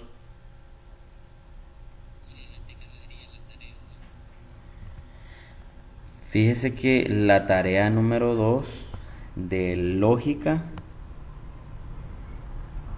la vez pasada me mencionaron que no aparecía y en efecto todavía no la han subido. Pero yo me parece que le mandé un mensaje al licenciado para mencionarle esa parte, pero no nos dio respuesta. Pero de álgebra sí ya está. El problema es con el caso de ¿cómo se llama?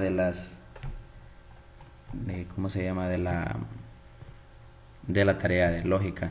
Pero le voy a mandar un mensaje para hacerle referencia a eso. Porque sí, creo que al principio sí se les dio como un seguimiento de cuáles iban a ser las cosas que se les iban a evaluar, y ahí creo que está. No sé si no tiene ese documento, porque ahí les aparece cuándo hay que entregarlo. Pero voy a buscárselos ahorita y se los voy a compartir para que lo tengan en cuenta, porque creo que no aparece, no lo tienen en sí.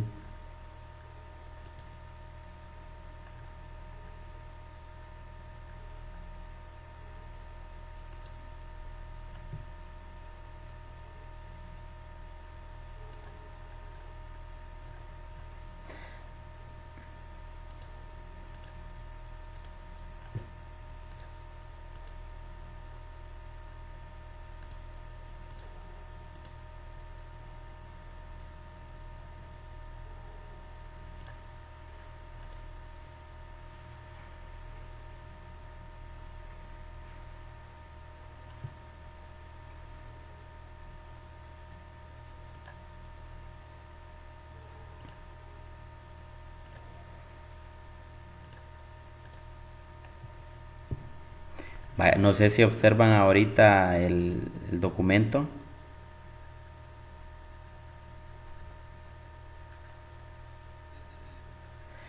Vaya, no sé si este documento ya lo tienen, pero aquí está precisamente todo, ¿verdad? Desde los temas, qué temas se van a evaluar, qué temas se van a hacer, y aquí les dice qué porcentaje tiene de cada uno las actividades. Por ejemplo, todas las actividades tienen el 6%, los exámenes tienen el 20% y las tareas tienen el 15%. Yo creo que esto sí ya lo sabían, pero aquí ya está también la prueba, ¿verdad? Por ejemplo, la prueba de lógica, 29 de septiembre la primera y el 17 de noviembre la segunda. Aquí ya está. Aquí ya les dice que se va a evaluar. Por ejemplo, de métodos de demostración les dicen que se va a evaluar el 35%, de relaciones se va a evaluar el 35% y de funciones el 30%. En la tarea número 1 se entrega el 24% y la tarea número 2 el 12%. Ahí quizás en este caso, quizás sí ya lo tenían, pero yo le voy a hacer referencia al licenciado Andrés porque creo que se le ha escapado, para que lo tomen en cuenta. Y aquí también está incluso todas las tutorías, ¿verdad? Que hoy sería la tutoría de ahora era la última que se iba a tener de manera presencial, e incluso aquí están todas las este la programación. Algunos me preguntaban cuándo se iba a salir, ¿verdad? Aquí, según al parecer, el 8 sería el examen de suficiencia de cómo se llama, de la materia de lógica. Una parte que se me escapó ahí fue la de gráfica de gráfica de una relación.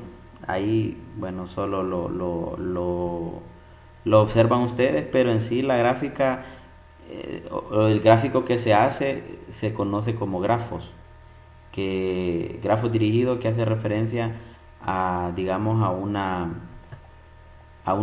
una flechita. Se lo voy a proyectar para que lo observemos, que aparece por acá, solo para que lo observemos en sí. Vaya, aquí tenemos el gráfico de una relación. Por ejemplo, si el 1 está relacionado con A, el 2 no tiene relación con nadie, el 1 con el B, el 3 con el A.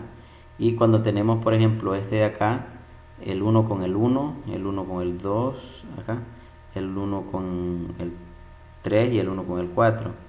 Luego cuando tenemos 2, el 2 con el 2, el 2 con el 4. Luego el 3 con el 3 y no está más relacionado con nadie. Luego el 4 con el 4 y ya. Y así la forma en cómo se grafican o se hace el gráfico es así, ¿verdad? Que se conoce como grafo. Por ejemplo, en este es de referencia a la reflexividad, está relacionado con el mismo. Este hace referencia con la simetría. Por ejemplo, este está relacionado con este y este con este. Y el B y el C son de la misma manera, porque cuando hay doble significa que va para arriba o va para abajo, en los dos sentidos. Y el D es la transitividad. Por ejemplo, decimos, si este está relacionado con este y este con este, entonces este de acá está relacionado con este de acá. ¿Sí? Y esa es la forma gráfica de poder hacer las relaciones, de poder representarlo, y es lo que les conoce como grafos de una relación.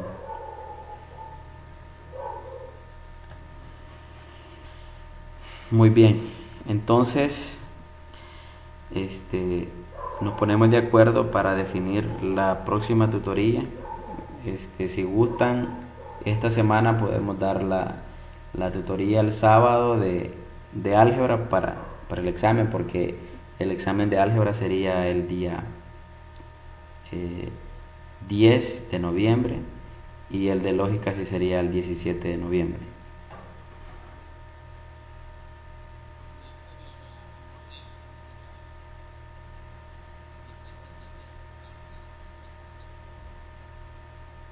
Muy bien, entonces quedaríamos para el sábado un día antes. Pero si alguien tiene otra idea, pues también puede compartirlo.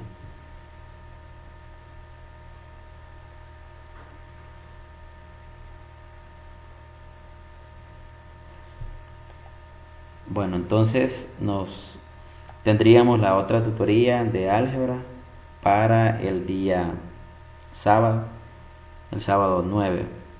Nos veríamos, digo que puede ser de las 6 en adelante, pero si gustan más tarde, solo me mandan un mensaje y pues se programa para más tarde, ¿verdad?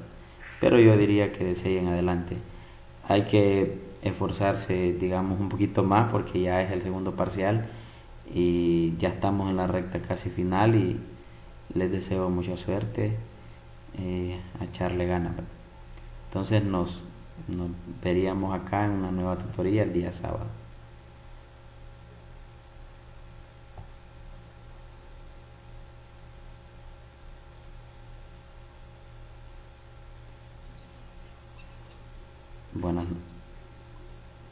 Buenas noches.